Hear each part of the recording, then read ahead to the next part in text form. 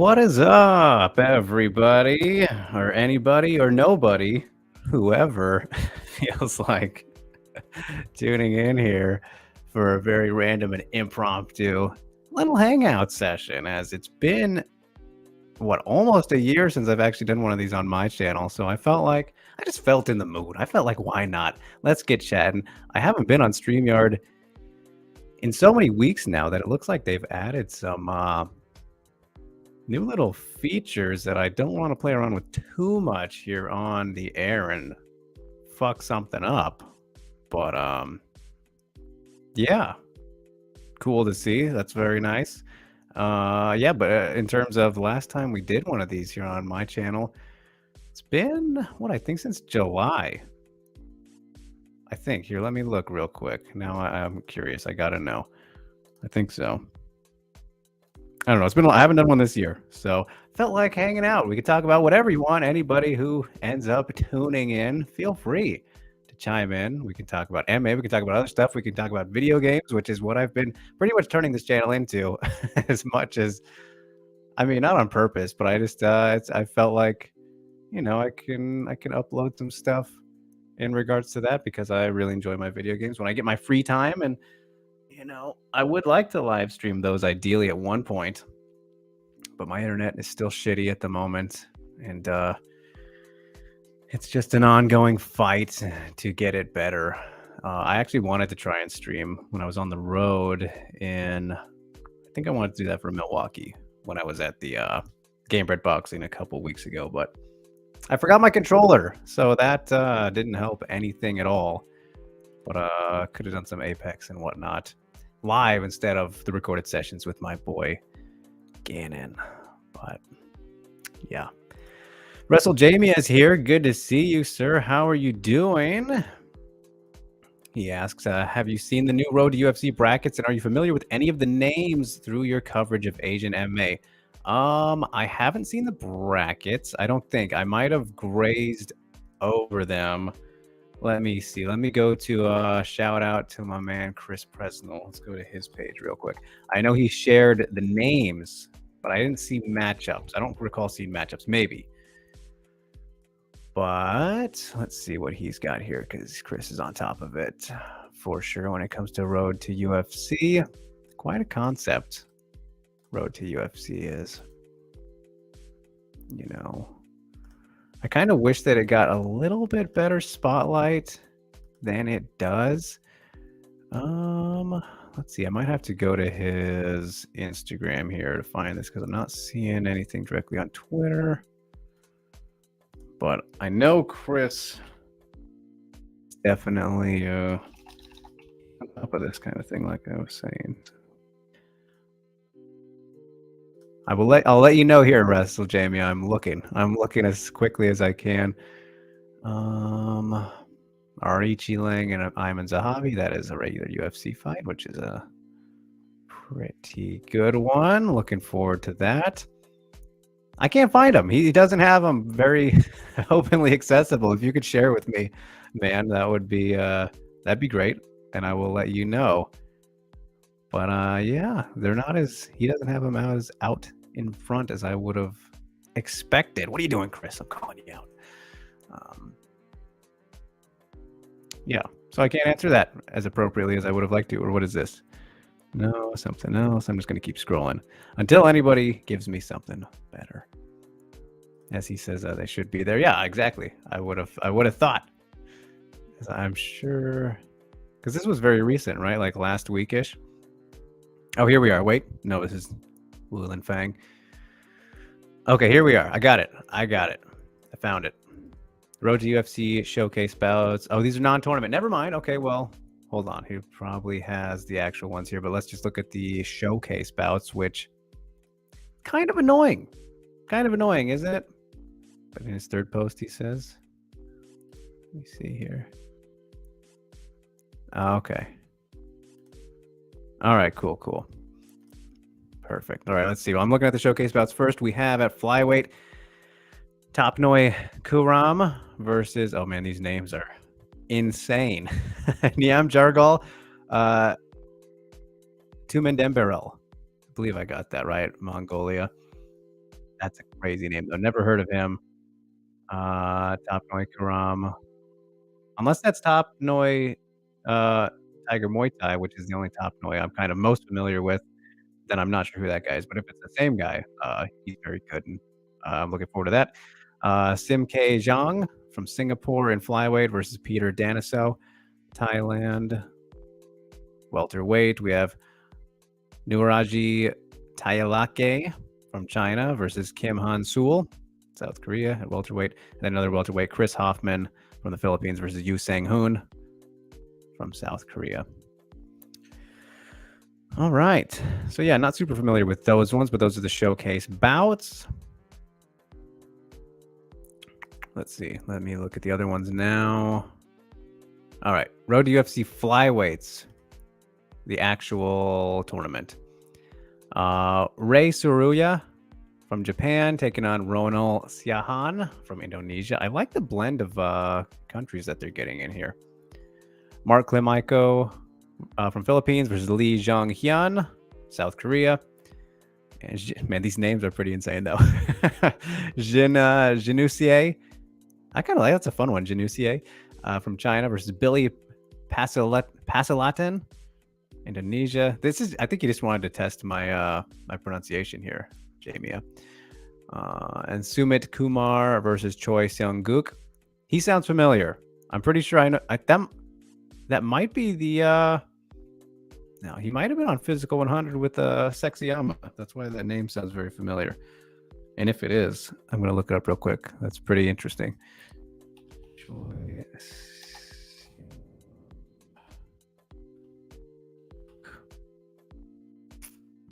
Can't tell by looking at him. That name sounds... Oh, he was on last season. That's why. Right? And he lost. Yeah. To Hugh... Oh, no, he was actually in the UFC. It's Hyun Sung Park. In February, 2 months ago. So he's been demoted. That's kind of sad. And he already had the 2 fights there. Well, he won, right? Or no, he was trying to win. Rama Supandi and then Quilan in his first 2. That's very interesting. Very interesting. All right, so there's the flyweights, bantamweights. We have Zhao Long versus Shohei Noze from Japan and China. Shuya Kamikubo versus Liese Bergeng, I assume, China. These names are insane. I can't repeat that enough. Eparam Jintang versus Demirisi Jawopase, I believe. Lee Chang-ho versus Rana Rudra Pratap Singh. These, oh, man. Now, I'm pretty unfamiliar with a lot of these guys, I'm ashamed to say. But a good blend of different places, right? A lot of South Korea. We're getting some India in here. Chinese fighters, Japanese fighters. Featherweights, Yi Jia versus Abdul Azim Badakashi from Afghanistan. Keisuke Sasu, Japan versus Kim Sang-won, Korea. And Yibugele, wonderful, versus Koya Kanda, Japan. A lot of Japan versus China. I don't know what are they trying to do here? Start another war? Lee Kai-wen, okay, we know who that is, versus Reza Arianto, Indonesia. And then the lightweights. How many divisions do they do here? Okay, the last one, lightweights. Hong Song Chan, South Korea versus Rongju. Okay, we know who he is too. So they're demoting some people. It's kind of interesting. We know Rongju was in the UFC, actual UFC. Kazuma Maruyama from Japan. That name sounds familiar too. He might have been in Ryzen. Kim Sang-uk. Then Windri Patilma versus Shin Haraguchi. And Kiwon Bin versus Bate Bolati Bahate Bole. That name, my favorite name ever.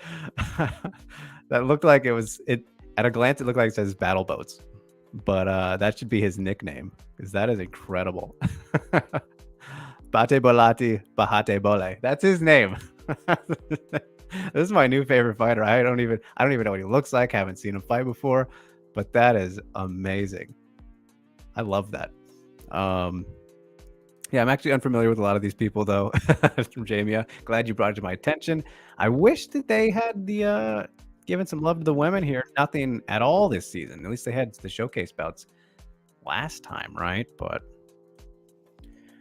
it is what it is. He says Top Muay Tiger Muay Thai is Top Muay Kuram. That's what I thought. He just isn't there anymore. All right. Yeah, that makes sense. Cool. Yeah, he's very good. He's fought in Ryzen before. And it looks like I left my water out of the room. I won't go get it though. Yeah, he's good. Very talented. Always a fun fighter to watch. So that should be sweet. So yeah, the Chinese names are pretty bonkers. Sorry. No, all good. That's good fun. That was, yeah. Joe, I love you, Drake. Your voice is more comforting than a hot cocoa on a rainy evening. And wow, love you too, buddy. Appreciate it. And it is a rainy evening, at least over here. I don't know if you could say the same in Idaho, but as I dox you, yeah, the rain won't go away right now. So yeah, I mean, Road to UFC should be fun again. There was some great highlights on the first installment, and no reason to think there won't be some more with those. Like, just whenever you have the Asian fighters trying to prove something, no matter where you're from, you're gonna have a good time. It's Galactus saying, Drake from State Farm, there I am. Yep, they owe me some money, those guys, don't they?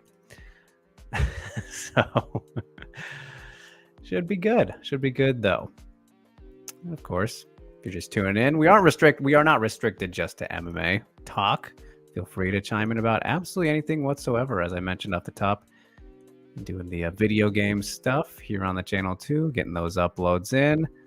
My Hitman run is taking quite a while to get through. I had no time whatsoever to play anything at all this past week. I overbooked my interviews like crazy. So might as well shameless plug right now while I mention that, because I did 9 from Tuesday to Saturday.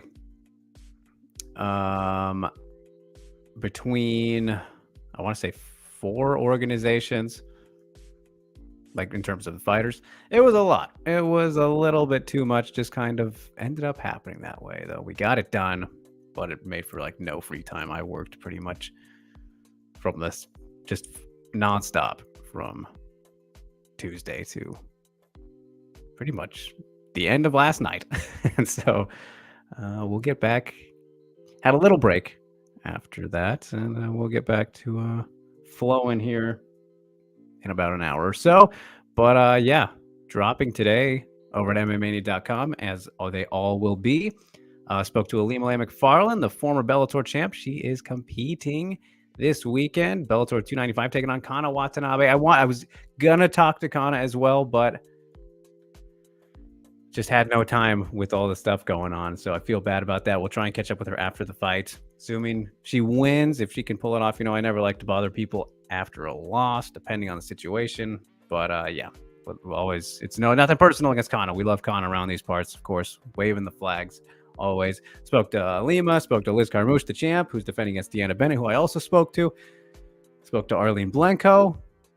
They're all competing this weekend. Spoke to Amber Leibrock, who had the great head kick 2 weeks ago in the PFL. Amazing stuff there. Guests for Broad and Horizon. I'm not going to drop the names yet, but Broad and Horizon episode 26 coming up soon will be released the next week ahead of Ryzen Landmark 5 and Ryzen 42. Great stuff there. And then Yan Xiaonan. We got caught up with Yan Xiaonan ahead of her big co-main event against Jessica Andrade at UFC 288. So I think that covered everybody. 3 guests on the Broad and Horizon, 4 of the Bellator fighters, and then Leibrock and Xiaonan, if the math checks out there. Whew, all coming to MMA Mania within a matter of weeks. We'll be dropping Lima Lay here in about an hour. Then tomorrow will be Deanna and Arlene. Wednesday, Amber Leibrock. Broad and Horizon next week. And then the week after that, UFC 288 Fight Week, Xiaonan will be released. So all the content is coming, you guys. And then probably we'll work out some more in the meantime, just because that's how it fucking goes, boy. That's how we do it. Galactus says I'm doing great. I appreciate it, man. Yeah, I am feeling pretty good, feeling pretty great these days right now. So I will agree with you. Russell Jamie says thoughts on Kyoji versus Borg. I think it's a little late, honestly. I'm kind of surprised that it didn't happen in the UFC sooner, at maybe a more appropriate time. Don't really know what to make of Ray Borg at this stage. And it's at flyweight, which is concerning because we know he has his weight problems, or has had his weight problems. So that's the most interesting factor about it, I think, is Bellator trying to slowly introduce the flyweights for Horiguchi because he's, kind of wants to go back to flyweight, or been hinting at that. It's been fine with it. I mean, he's a very small bantamweight as is. Still has had great success in the division, been a champion of multiple organizations. Just fought at flyweight in his last fight, Ryzen 40 against Hiromasa in their trilogy. There's no way you can favor Borg in this matchup. I think just too many question marks, and the flyweight thing is a really big one.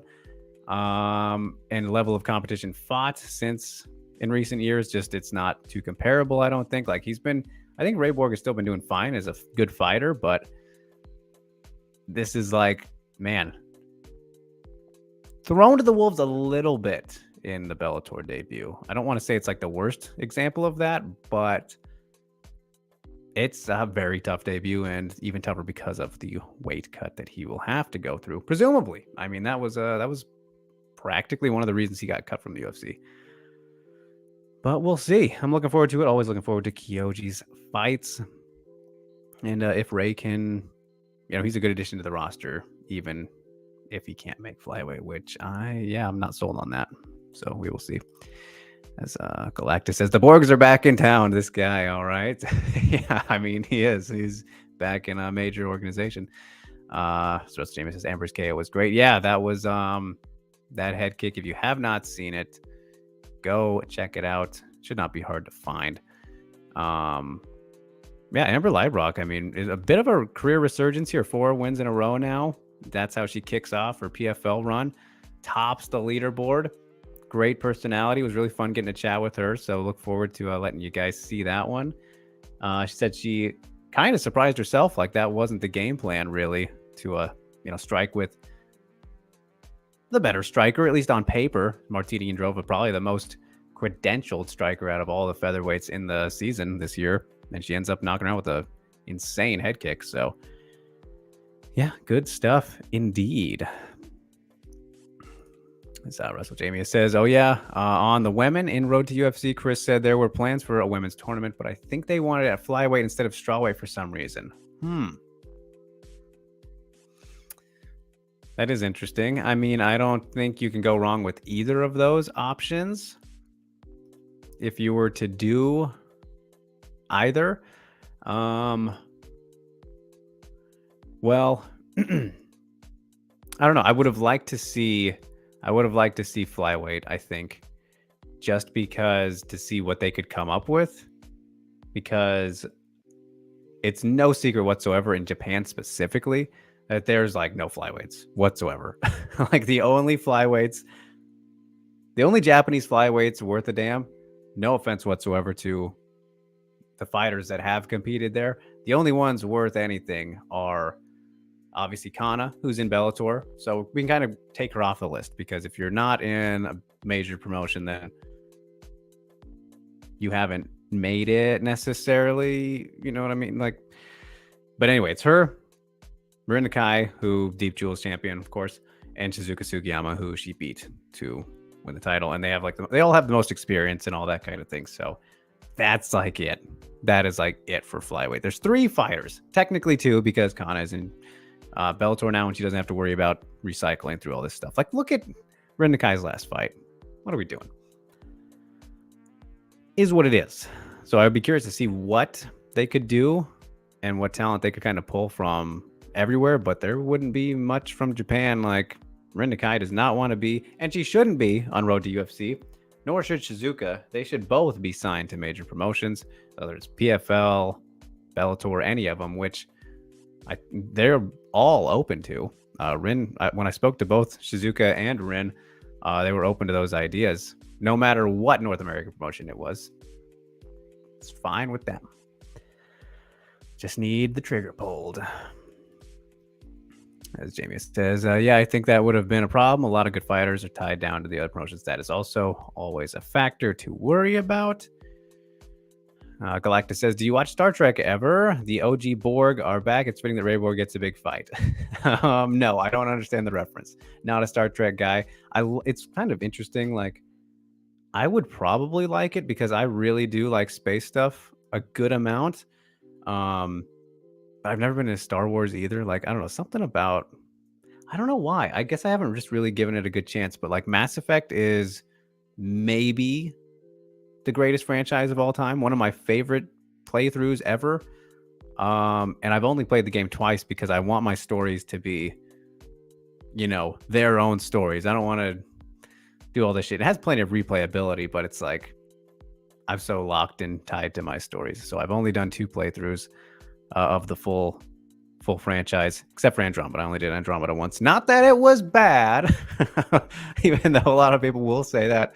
I still enjoyed Andromeda a lot because it is Mass Effect, but clearly not the same. Clearly not the same. We'll leave it at that. But yeah, I really like space stuff a lot. I have not given Star Trek or Star Wars really a chance. More interested from what I've seen of Star Trek, but yeah, I don't know. For some reason, I just I have not gotten into those. And here's a good differentiation from Galactus, I'm assuming, as he says Star Trek is more for adults than for kids. Star Wars is for the kids. Yeah, that seems about right from what I've seen. So, and Star Trek just looks more, if I'm to make a comparison to Mass Effect, it looks more Mass Effect-ish, like where it's a crew and they're on they have a ship and all that kind of thing. Not that people don't in Star Wars, but I love the Mass Effect dynamic. So, Galactus says Andromeda was not bad at all. Gets a bad rap. Yeah, I agree. I think this is the problem. This is what everyone's issue was with Andromeda, and it's similar to True Detective Season 2. If you've seen the True Detectives seasons. But the problem is when you have such a goddamn amazing, let's say a season or a game or, you know, a set of something that's like impossible to follow up on, or like, I guess the expectations are going to be unrealistically high where no matter what, people are just going to bitch and complain because you can't top that. Like like, how do you do it? You'd have to really put in some time and just focus on, I don't know. I'm not obviously a creator of that kind of storytelling, but it's very difficult, obviously, for the fact that people can't stick the landing very much. And again, I don't think True Detective season bad. I don't think True Detective season 2 is bad by any means necessary. It's just, we all knew it wasn't going to be as good as the first season. Like, how do you do that?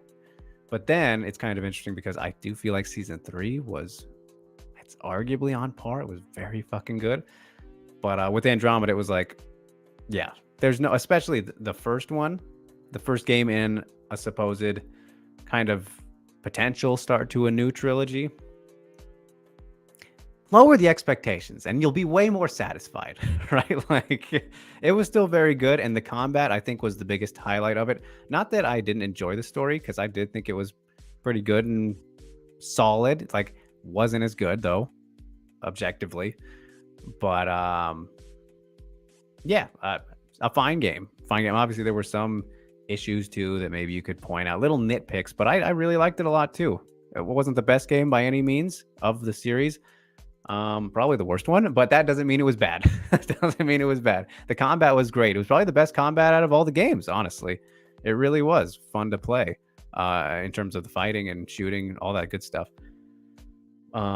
Most repetitious though, with like side missions and shit, like those were a little rough. That was my biggest problem with Andromeda was like the little small missions on the side were insanely repetitious and not very varied.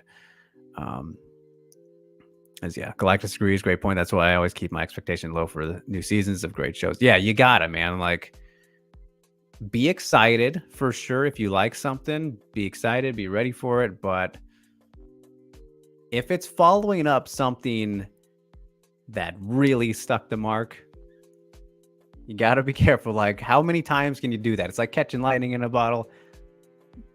It's very difficult to do that all the time. Even look at Game of Thrones, right? I didn't watch Game of Thrones either, which a lot of people are gonna, oh my god, look at this guy. He hasn't seen Game of Thrones. What are you talking about? A lot of people that say best show ever, but a lot of people still think they fucking messed that one up, right? At the end. Just from what I've heard. Didn't watch, but if you've seen it, you tell me. So, like, just be excited, but don't think it's always gonna be. Nothing's ever gonna be perfect fully, right? Like, let me think of what is a perfect set of something, man. I don't know if there is.